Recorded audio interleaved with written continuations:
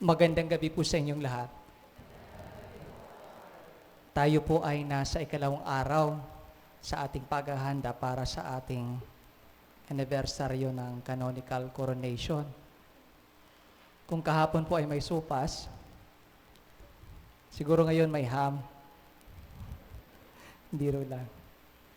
So kahapon po, the gospel was about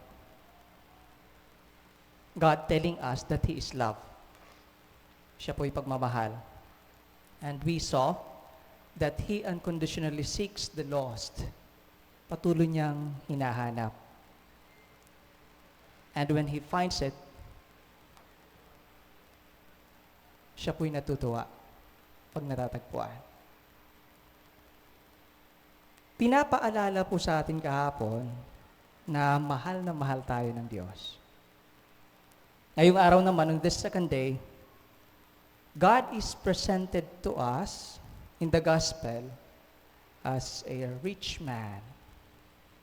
Napakayamang tao. Sobra sa yaman. At hindi po siya madamot. Ha? Hindi po siya madamot. Bakit? Dahil itong mga ito ay pinagkatiwala niya. Hindi lang sa taong nasa gospel, pati din sa atin. Pinagkatiwala niya. Pati sa atin.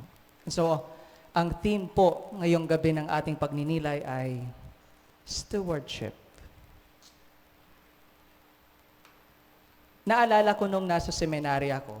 Sa seminary, mayroong 4 na pari na in charge sa paghubog sa amin.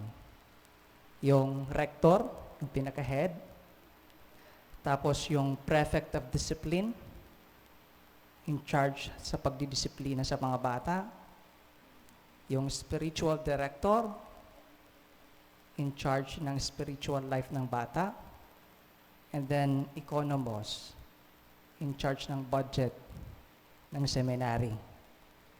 Sila pa yung tagahubog sa amin. Naalala ko nung high school kami, magkasabay kami ni Father Knox 1 year ahead lang ako. Si Father Knox, since wala siya, pasaway po siya. Oo. Ako naman, mas pasaway. Siguro si Father Herbert mabait to, nung nasa seminary. Medyo pasaway. Kung si Father Knox kung ako'y tumakas ng 2 beses, siguro si Father Knox mga 7 times. At pag nawawala kami, talaga namang hinahanap kami ng aming formators, ng aming tagahubog, ng aming good shepherd. Hinahanap kami. And for me, sila po'y good stewards. Talaga namang hinahanap. Gaya ng sa gospel kahapon, hinahanap ng Panginoon yung naliligaw o nawawala. Ang salitang steward sa Tagalog, marami pong pwede. Pwedeng taga-alaga, pwedeng taga-pangasiwa, pwedeng taga-pamahala, pero para sa akin yung pinakamalapit ang nasalita ay yung sa Gospel Translation today, katiwala. Mas magandang pakinggan. Katiwala. Ang root word niya ay tiwala. Sa English ay trust. Sa dialect namin is pagtapod. Pagtapod. Mas magandang pakinggan sa Tagalog, katiwala. Root word, tiwala. Meaning po, God entrusted to us His treasures. Kahit sino sa atin, may pinagkatiwala ang Diyos. Meron. At ito po'y napakalaking pribilehiyo o biyaya. Sa Griego, the word for steward is oikonomia. Oikonomia. Sa English, economy.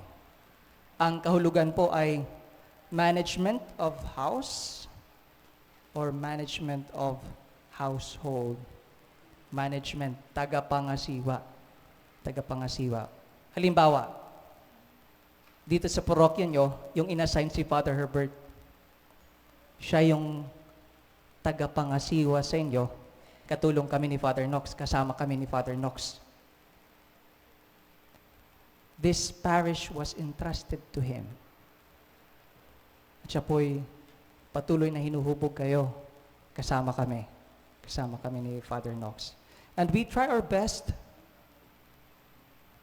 na turuan kayo, na hubugin kayo ayon sa pamamaraan ni Kristo.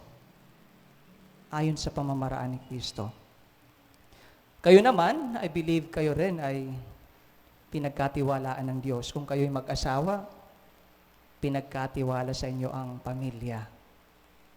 Kung kayo po'y lingkod sa simbahan, pinagkatiwala sa inyo yung role na iyan. Kumusta kaya tayo as katiwala ng Diyos? Sa ating gospel, yung katiwala ay He squandered yung pinagkatiwala sa Kanya, yung nilustay ng wala lang. God wants us to manage well what He has given to us. Kung ano man ang binigay sa atin ng Diyos, manage it well. Tayo po'y katiwala ng Panginoon. Kung mayroon mang isang modelo, well, the first reading tells us, Paul calls us to imitate Him. Well, if there's someone na we should imitate, walang iba po kundi ang ating mahal na inang Peña. Imagine, pinagkatiwala sa kanya yung tagpunda ng simbahan. And she stayed with Jesus till death. Talagang hindi niya iniwan.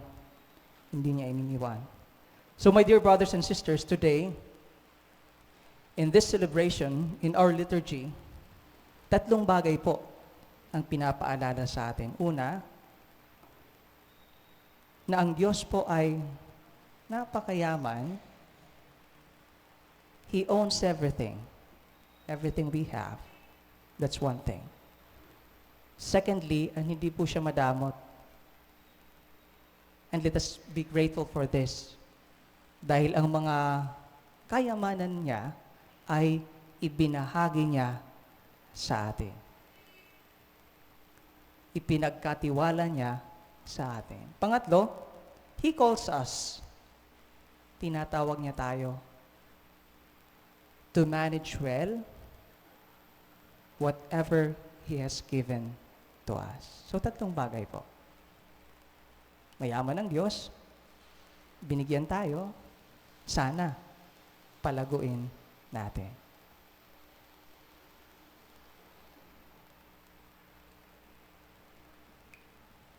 Magsitayo po ang lahat.